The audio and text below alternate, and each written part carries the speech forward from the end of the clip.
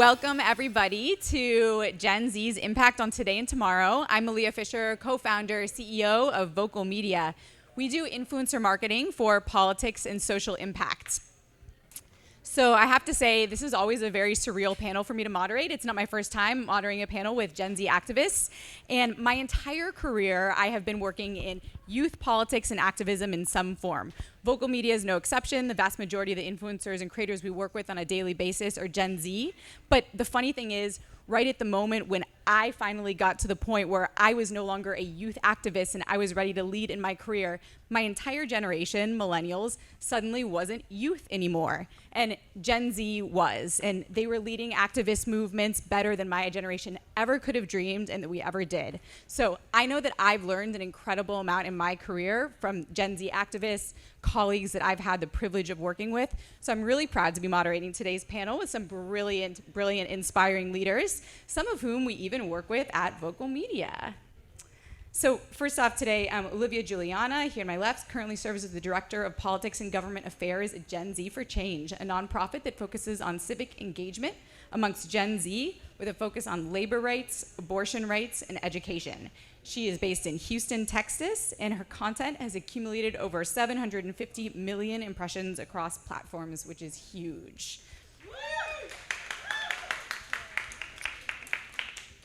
Deja Fox is 22 years old and a thought leader at the intersection of social justice and social media. She is the founder of the Gen Z Girl Gang, and at just 19, she worked for Kamala Harris as the influencer and surrogate strategist and became one of the youngest presidential campaign staffers in modern history. Skylar Dean Block is currently a paralegal assistant at the Thomas J. Henry Injury Attorneys, PLCC, and works as the Austin City Council Student Commissioner. Welcome, Skylar. Isaiah Martin. Currently, Isaiah Martin is running to become the first Gen Z member of the Houston City Council. All right. He's focusing his campaign on new ideas, and he's working to be a voice on city council that pioneers Houston into the future. Welcome, everybody. It's so great to have you here, and I'm really excited for this conversation. So I want to start off kind of with the basics. A lot of research has shown that Gen Z is much more politically aware and active than older generations. Now, we know this, but I think the real question here is, does your personal experience actually confirm this? Or do you feel that many other young people still require a lot of activation to participate in any kind of political or advocacy process? Whoever wants to start. Yeah, I'll start. Oh, whoa. Sorry, y'all. Honestly, I think it really depends on the state that you're in and the city that you're in. Where I grew up in Needville, Texas. No one knows where it is. Oh, I know, right? And yeah, to give you an example, back when the Parkland school shootings happened and there were students who wanted to have a 17-minute walkout moment of silence, my superintendent was the one that said, if you walk out, you will be suspended. So that's the high school that I graduated from. And while I was there, I never engaged or experienced with other young people who were involved in politics at all. So when I became involved, I was the political girl. I was the Biden girl in this small rural town. But when I moved to Houston in 2021 and I started coming here to Austin, I was motivated mostly by the fact that I was surrounded by young people who were not only incredibly passionate about politics, but were brilliant when it came to political strategy, when it came to policy. I don't know if she's still here. Katya was here earlier, and I can say in full confidence there are several people in this room who are young people, Skylar as well, who influenced me to be more involved, not just in politics, but with Texas politics in particular. Because to be a young person involved in politics in Texas is fucking hard. It's exhausting. Because if it's not abortion rights, it's defunding public education, it's attracting trans kids, it's building, expanding highways with no public transportation, but we don't make enough money to get a car because we have a $7 minimum wage. It's ridiculous. And so the more I travel and the more I go to other states, like I've been to Pennsylvania, I've been to California, to see other young people who have that positive representation, who have those policies in place already, the possibilities they see is so inspiring. And so I think it's just a different level of perseverance depending on where you are, and a different level of determination depending on where you are. Awesome. Thank you. Deja.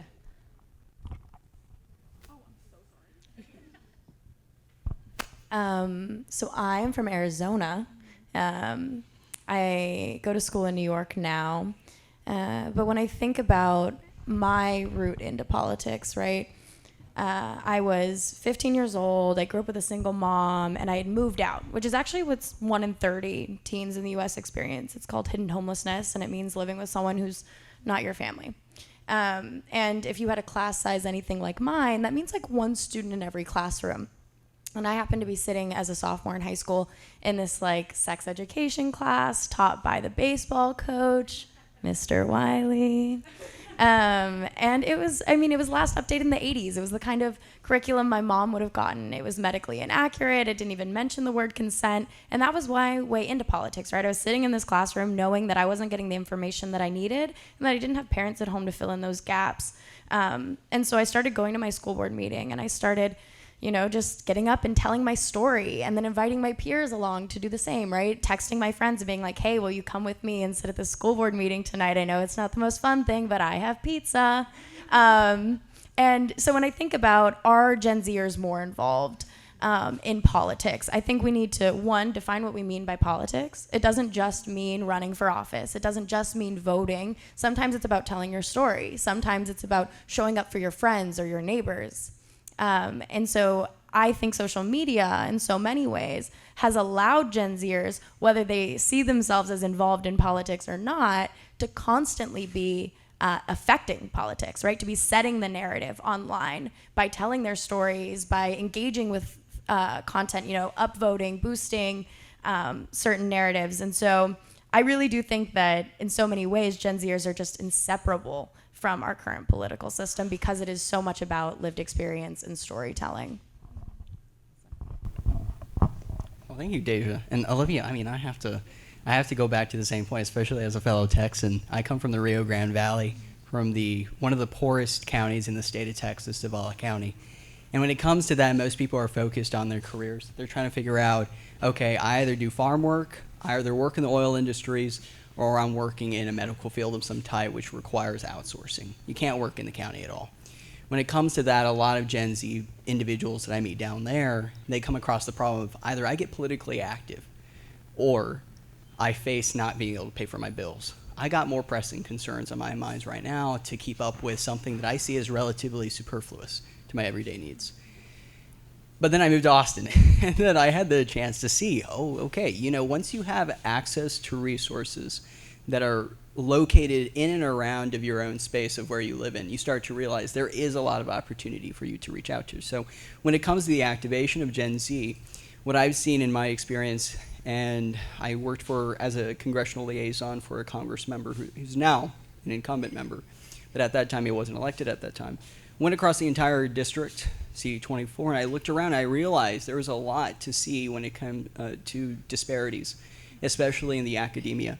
And so coming to an area like Austin, I see a lot of access to those resources, but now with 70% of TikTokers being Gen Z, with Gen Z making up 1/3 of the entire US populace, I think it's safe to say that with people as intertwined with social media and the access to politics becomes more easily accessible through social media, they're certainly going to be a very activated group as they get older and become more involved in politics.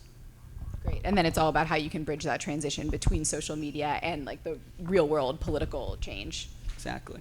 I agree with that, yeah. Well, I can say for myself that if you would have told me 2 years ago that I'd be involved in politics, I probably would have laughed, right? Like, it's not something I thought I would have been doing with my life. I went to college and I thought forever that I was going to be doing finance and stuff like that. But things happened in my life in which I wanted to go seek a change. And I think that has been the general consensus for most of the young people that have been getting engaged with politics. They've been faced, I can speak specifically in Houston, with a set of cards that has been vastly different than their older generation.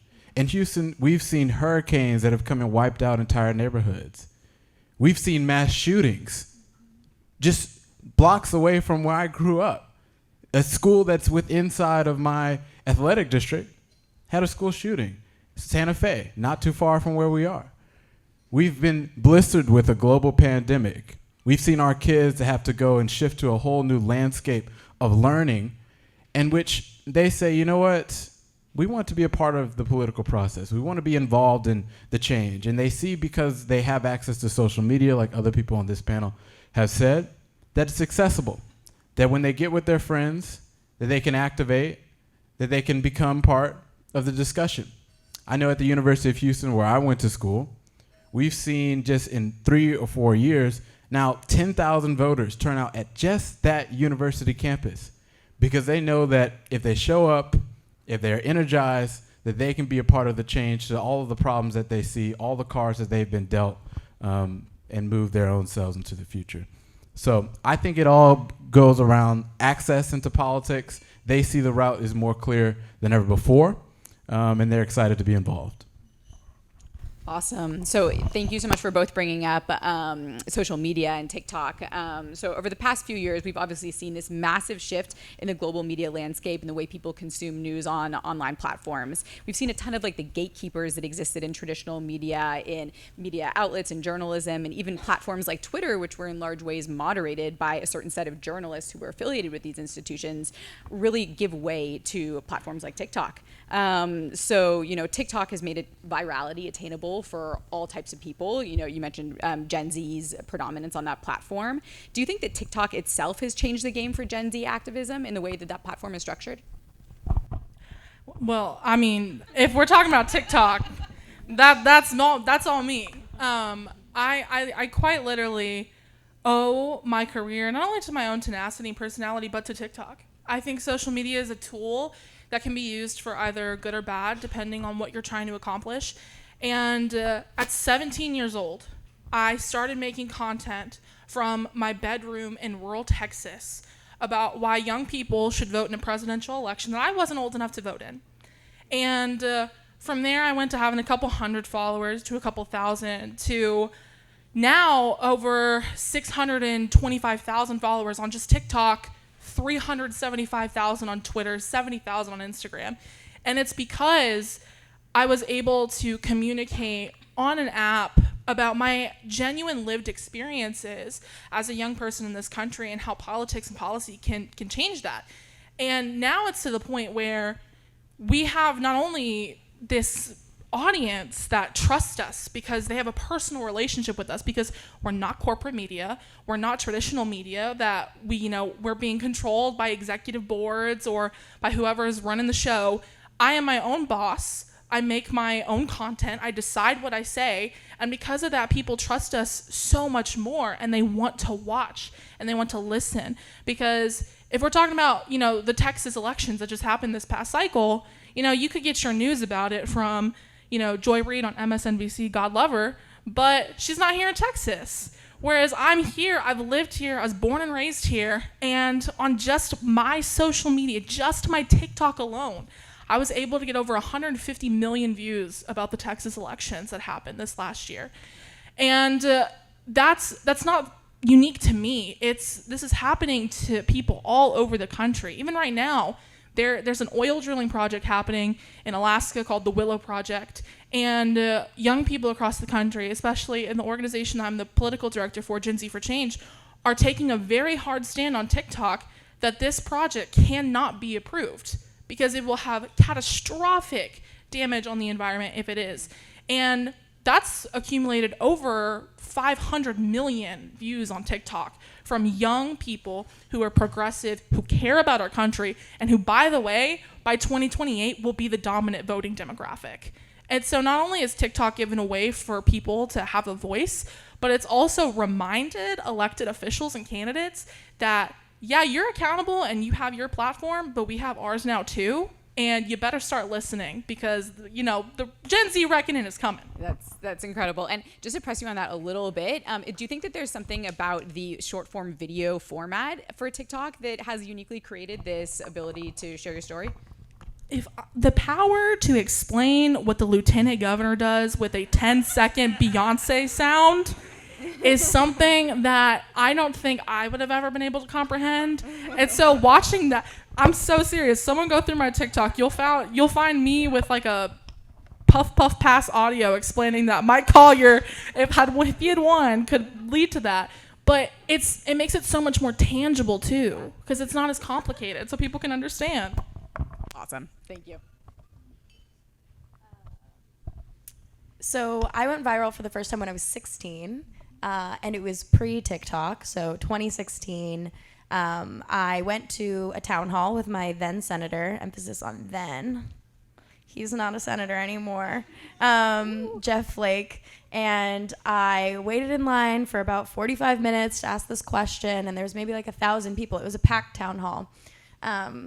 And I asked him why he, as a white man, was making decisions about me and my body, and why he had just voted to repeal Title X funding for Planned Parenthood, which was what me and millions of other low-income folks used to access birth control at no cost to us. And he told me, sort of in his canned political way, that he supports policies that support the American dream.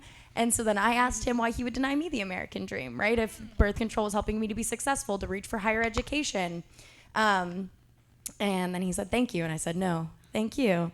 And I woke up the next morning and something like 18 million people had seen it. And my life personally, and I think this is something that all of the folks here can attest to, changed forever, right? I went from being a 16-year-old who was doing this work, showing up to school board meetings, telling my story, to being a public figure overnight.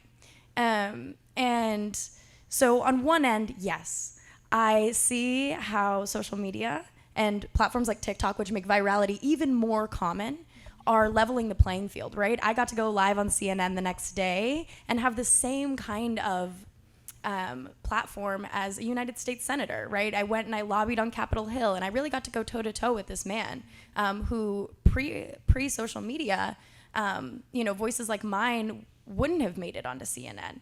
Stories like mine wouldn't have been in the offices of Congress members and senators, right?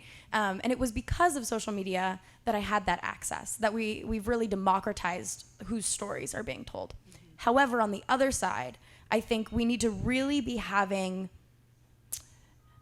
some serious thought about how we are protecting our young people, how we are protecting our storytellers, what kind of care we are providing them, right, in terms of digital safety, but also in terms of mental health and well-being. I see all too often young people get discarded after their stories have gone viral, right, that they are really not being cared for.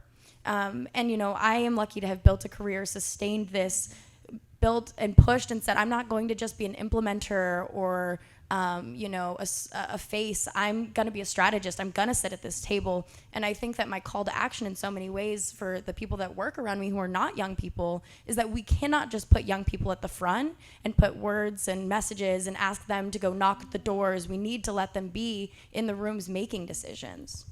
Hear, hear.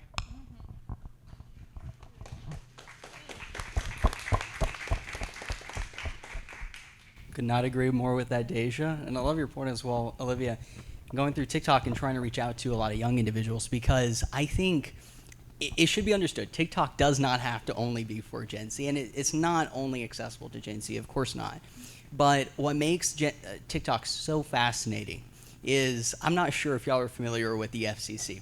Pretty sure most of us have been, right?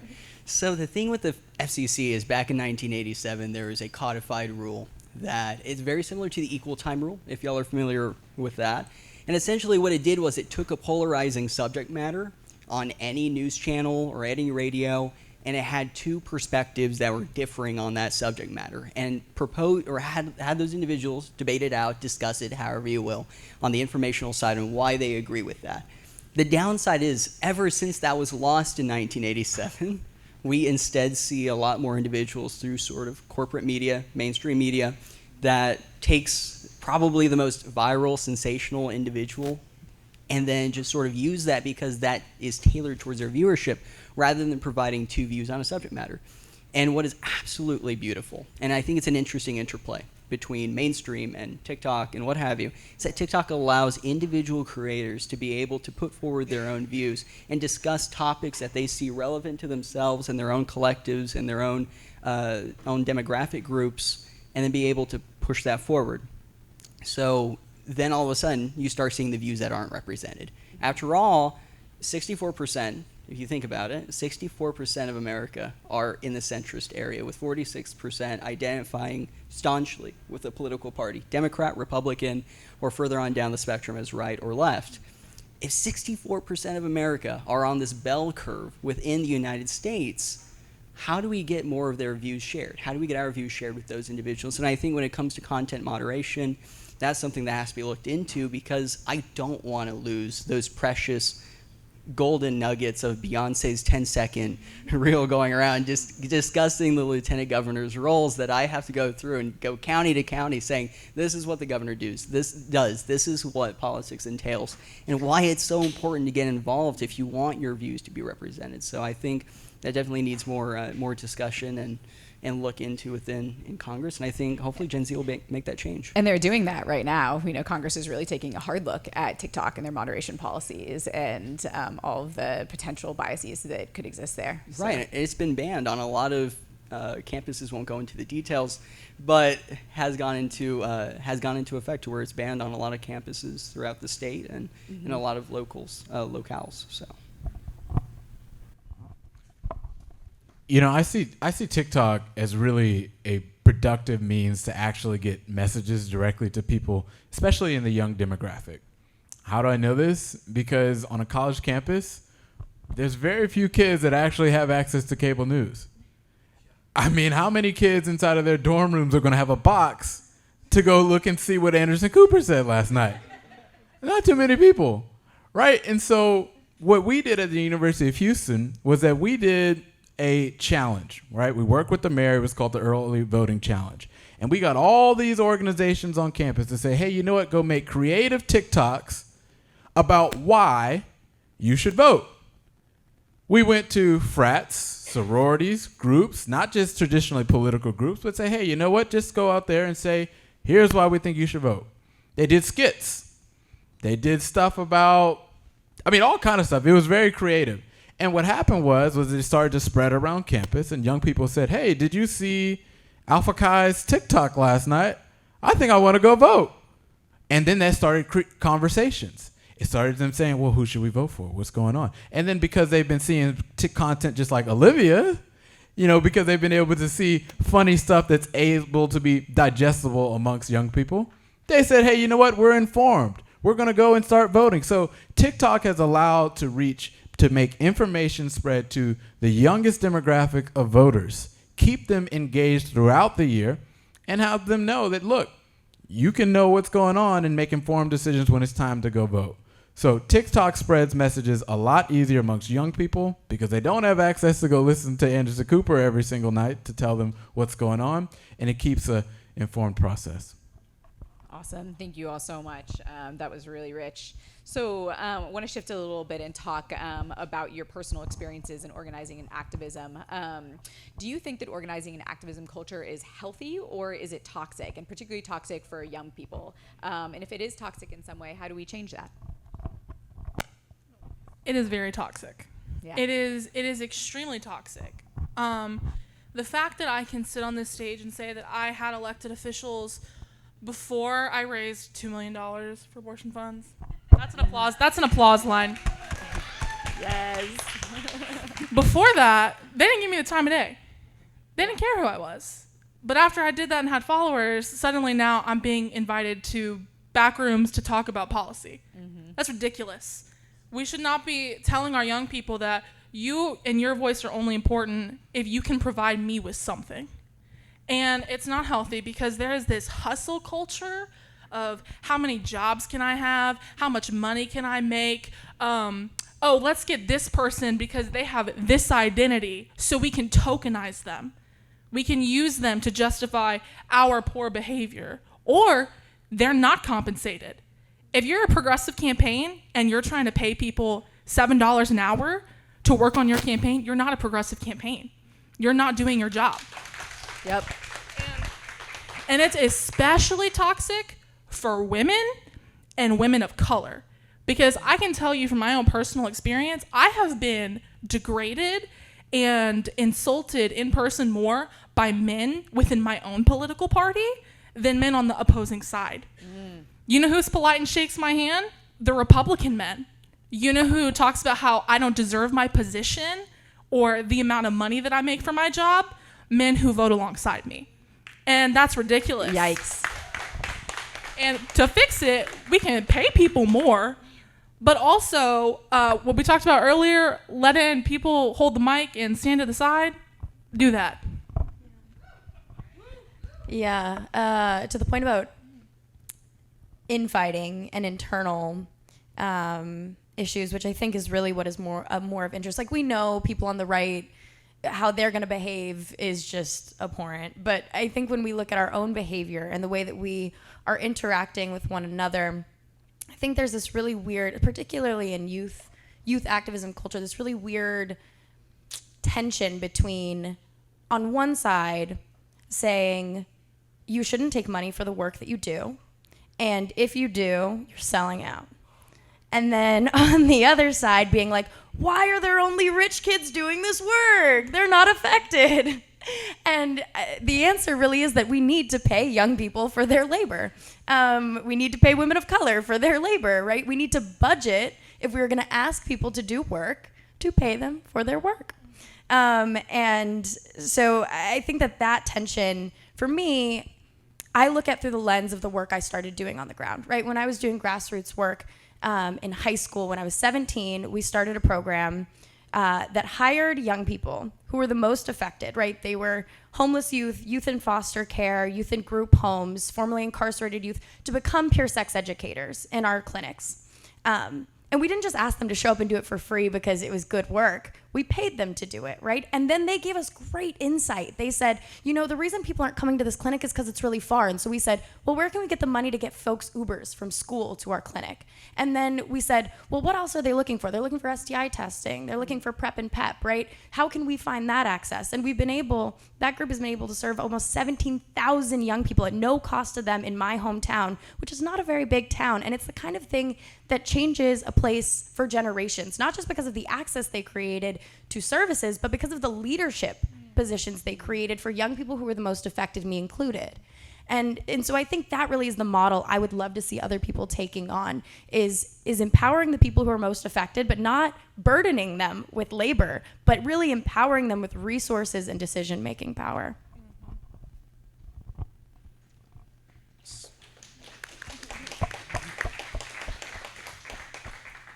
Could not agree more with those.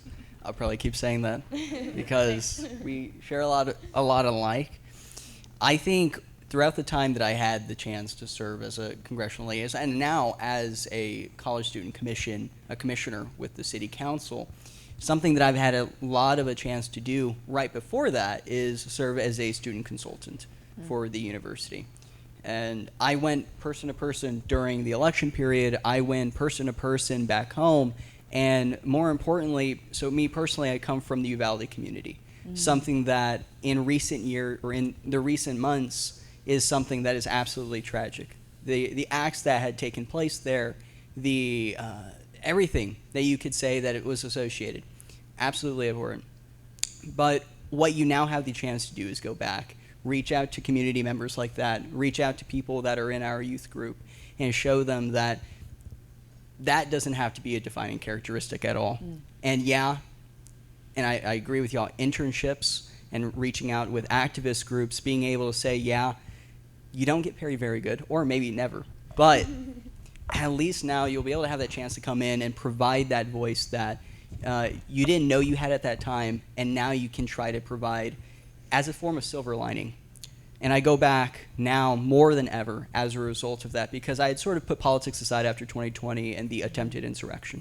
So, ever since then I was like, okay, I think it'd be best if I go ahead and try to see what we can do, how we can best reach out. I understand Finances are a difficult thing, but how can you best get involved in volunteerism and potentially find an impetus to move forward and go into politics yourself, serve in city council, serve on a committee level? It doesn't have to be anything grandiose.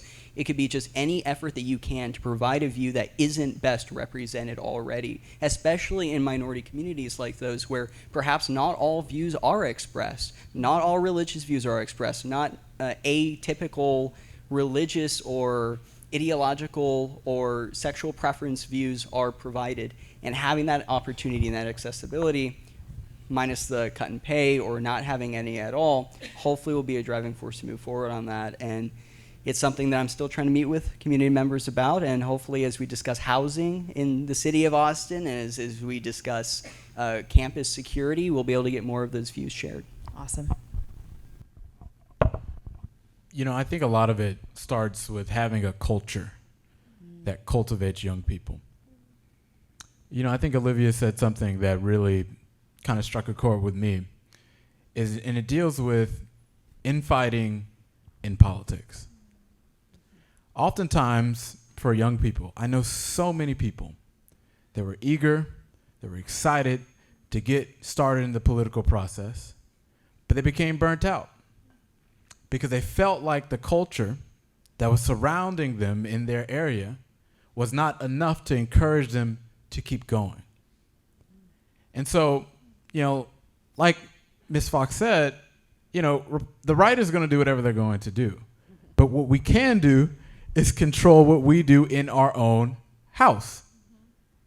You know, when young people want to get involved, we have to do our best to uplift them. We shouldn't play this game to where some people say, oh, this person's been on TV too much. You know what? We need to knock them down a notch. Or, oh, this person got invited to go to a governor's mansion in this state. We should go and say, you know what? Maybe they don't deserve what they have.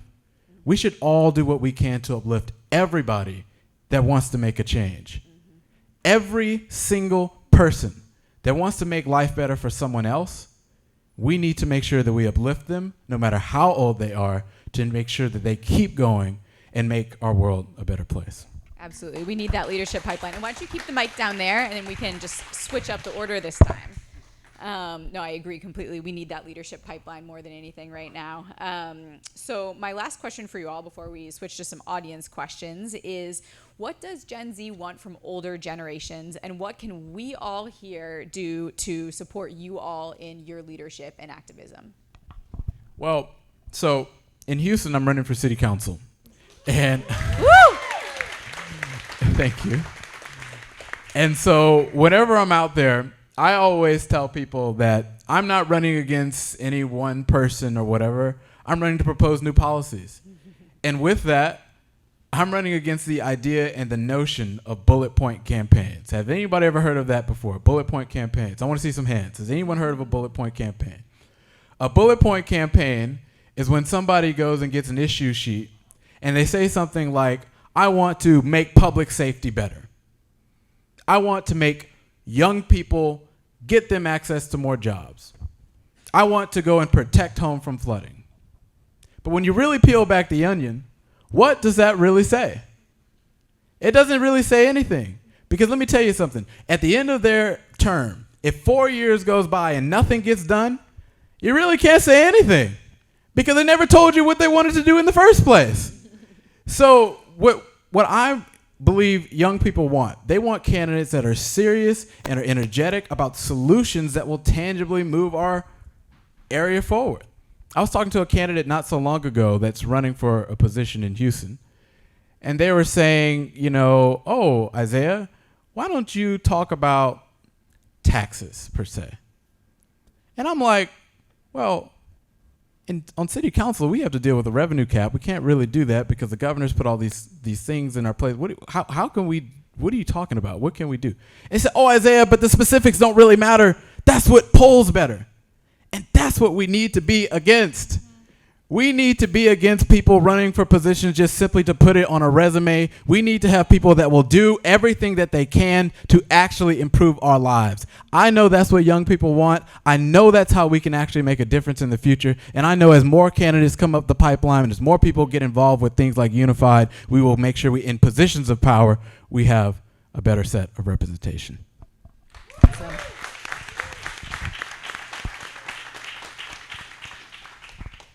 Hard to beat that. I mean, come on. I mean, how can you not agree with anything within that? Because it's so true.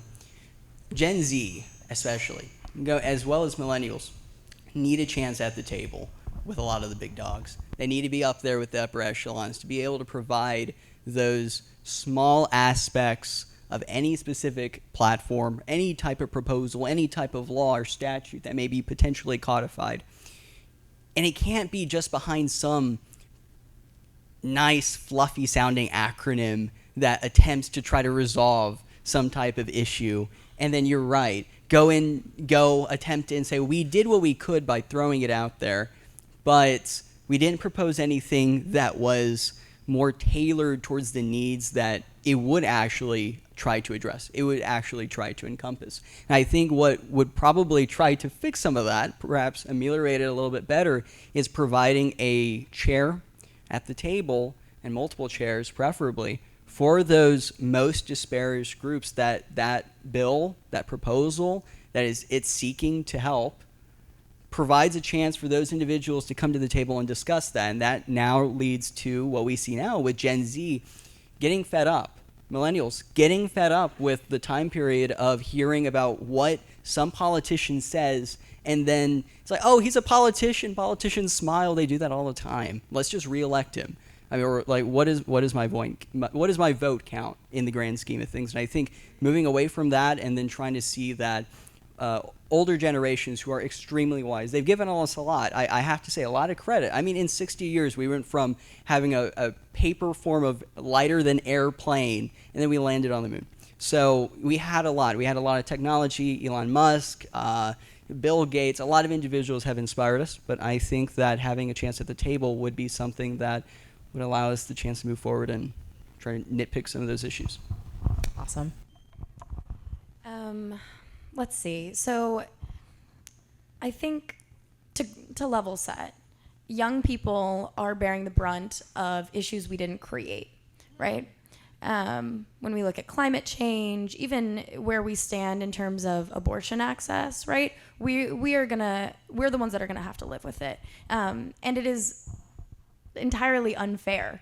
And I do a lot of these panels, and I get down and people come up and they shake my hand and they say, well, I'm just so inspired by you, and I'm so glad the future is in your hands. And I'm like, thanks. Like, I got it all on my back.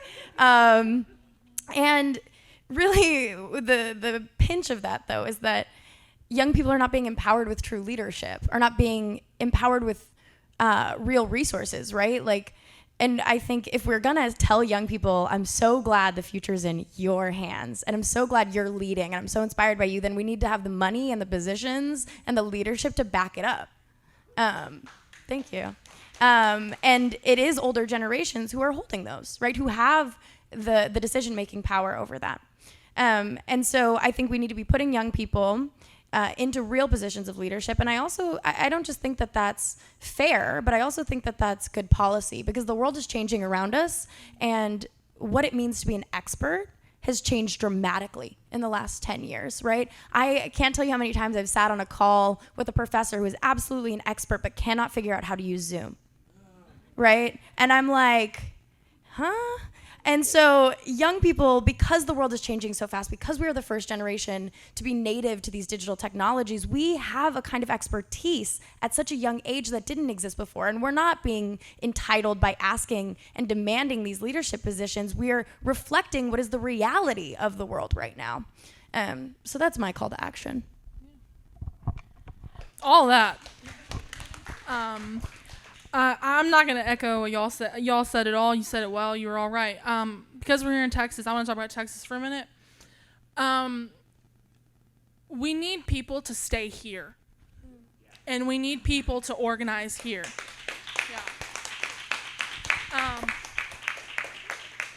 You know, my dad growing up, he always used to say, we never crossed the border crossed us. This land, this state belonged to my people before Greg Abbott was ever governor. And I'll be damned if I let them desecrate the legacy we've created with progressive icons like Barbara Jordan and Ann Richards. Texas is a state worth fighting for. And there's so many incredible people here who we've seen elected to office, and one in particular you all heard from earlier who inspires me greatly is Zoe, and I know he's not here. But seeing young people who represent us here in Texas, seeing young candidates being empowered, which, by the way, look around the state. How many young elected officials do you see being consistently amplified by party leadership? How many young campaigns do you see getting the resources that they actually need, not just from the party here in the state, but from the national party as well? We need to treat young candidates how they deserve to be treated. We need to empower them. And honestly, we need to pass the torch. It's time. There is an entire generation of leaders who have been waiting to make a difference in this state. There is strategy that we need to change. There are talking points that we need to have. And it's most important to remember, Texas is not this wasteland where all of our rights and liberties go to die. That's not who we are. It's not our history. It's a state that abortion rights came from. It's a state that made huge strides in labor laws. It's a state that had all these incredible icons. Voting Rights Act, Civil Rights Act, those came from Texas people. We have the people here. We have the talent. We need the support to people like that. And we need to remember that this is not their state. It is our state. And if good people keep leaving and we don't empower young people, we're never going to fucking change it. So stay here, give young people your money, and support nonprofits and candidates who actually want to make a damn difference instead of staying with the status quo of losing and not making real change. Amen. Thank you all so much. Give us another round of applause for this wonderful panel. And I think with some time for some audience questions, I know we have a mic that's going to go around, so just raise your hand if you have a question, and we will bring that over to you. Yes, Aaron. What do you make of policymakers and politicians on our side being skeptical of TikTok or not using it or maybe even wanting to ban it? And let's do one or two answers for each question. So we can take a few. Is TikTok doing something that Facebook didn't do 10 years ago? Like, honestly, and like, if you really look at it, every social, like, these are issues that have been going on, and it's a non-starter issue. If we're talking about national security threats, if we're talking about what's actually hurting people, the maternal mortality rate is rising all over the country. Kids are literally getting shot in schools. Like, it's a nonsense issue that they're pointing at because it's convenient and easy for them to use that as a scapegoat. And also, this just coincidentally is happening as young people take political power. I don't think that's a coincidence. Yeah, I mean, so my degree is in media studies, and I'm currently in a technology politics class. I study in Paris for the semester, and it's been really interesting to get this like outside of the U.S. perspective on what is happening between the U.S. and China in their algorithm wars. And I think something that has been new to me, I actually was here last year at South by Southwest because I was starring in a documentary about TikTok, and I had a completely different perspective then than I do now. And I think coming to understand TikTok's algorithm and the data it has gained as a literal, it is a security asset to China. And I think so many young people, right, we're just scrolling and we're not thinking, and we're consuming this information and we're connecting, and that I really do believe there's so much power in social mobility, democratizing storytelling. But I do actually, and have come in the past year to really understand on a deeper level the kind of threat that is posed by having so much data collected on all of us, and it being in the hands of, I mean, I think it's in some ways dangerous even if the US had it, but just generally, right, that we are having so much data collected on us. I also think even just the behaviors we're creating are fascinating. If you look at your, maybe not you, but maybe some of the young folks in your life, but if you look at your screen time and you multiplied it by 7 days a week, right? Like you were doing it all the time versus how many years you had your phone since your first phone. It's likely that so many young people will spend more time informing on themselves to these tech giants than they will working their 9-to-5 job. Right? That's like huge change. Like you can do that little experiment on your own phone and look and see how much time you've spent just on your TikTok or Instagram or any of them, right? And I don't feel like we're really sitting in this technical digital revolution enough and asking ourselves like, what is happening to us and who is in charge really? And so I have become a lot more skeptical in the past year really, of TikTok. Though I do and am a huge advocate for what I believe it does for young people and what young people have made it to do. Because it is at any rate like about creating profits, and young people have done the really cool and subversive work of making it a community building platform, of making it a means of political advocacy. And so with or without TikTok, young people will do that elsewhere because we're the ones doing it, not TikTok. Awesome. Do we have another question? Yeah. I'm trying to figure out how to word this, but I've been recently seeing a lot of people say like the boomerification of Gen Z and like the conservative nature of Gen Z now. How do you guys feel about that? Because like maybe it's just my side of TikTok where I am following Gen Z for change. I am following most of you guys up there. So like I don't see it, but maybe it's just because I am in a progressive field and I constantly like my For You page is y'all, like realistically. So like I'm not seeing it, but it's a question that's been popping up a lot. And I'm like, is this actually happening? How do you guys feel about this? I think it's a fake narrative. I mean, I really do. I don't see it at all. I mean, like when I go on college campuses and I go talk to people, I have literally not met anybody who is like going towards. I've seen it around, like this narrative that's supposedly spread on like network television that like apparently Gen Z is like becoming this like conservative beacon. Right, and then they go point to things like Charlie Kirk and whatever they're doing over there as proof. Like, see, they just got a bunch of people in Tampa. They must be conservative, you know. But then they don't point out the facts that Gen Z voted, you know, overwhelmingly Democratic more than any other time in American history. They turned out more than ever before. So it's not real. I don't see it at all. Have you guys seen it? I don't. So. I think we can. I agree 100% with you because look, Maxwell Frost, the first Gen Z congressman ever elected. That is absolutely fantastic. Haven't seen that sort of narrative played out. He's now going on toward TikTok. We see AOC. We see a lot of really young Congress members doing that. We see a lot of young people doing it. It's great. It's not like we might be perceived as idealists, but it's not like our ideas are so faulty they would combust the moment they came in contact with reality. I think there's a lot to be gained from our perspectives on that app, and I think I really don't see that narrative going that direction. But hey, I think TikTok's a really holistic app for anyone. So awesome, and I think we have time for one more question. Just on that note, wanted to see if any of you had comments about like Turning Point USA and some of the.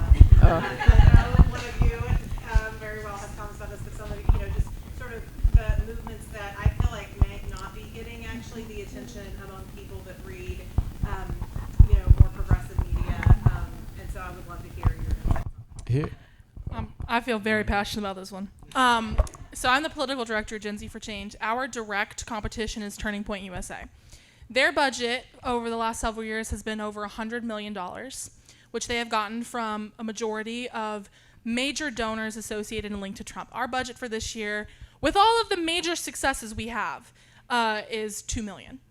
And the amount of resources that are being dumped into young right-wing conservative media is deeply concerning because it has directly led to the alt-right pipeline, which is why you are seeing an entire generation of predominantly young white men who are becoming radicalized when it comes to being violent towards women, violent towards minorities, and violent towards LGBTQ plus people. And that is because of organizations like Turning Point USA. But they don't get the payoff. They get the radicalization. They get that in terms of changing culture among certain groups of young people. But when it comes to voting, they have pushed these narratives so far that your vote doesn't matter, that now the reason why youth vote rates are down in the country is not because young people aren't voting. It's because young Republicans are not voting. And that's why we had a D+28 swing, is because they have created such a toxic narrative that is so dangerous in terms of physical violence and treatment of minority groups, but they're not getting the electoral results they're aiming for.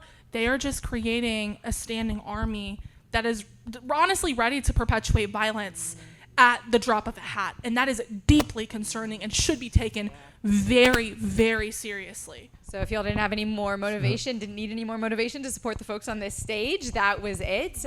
Thank you all so much for joining us in this panel. Thank you so much to the panelists for your incredibly deep and thoughtful answers.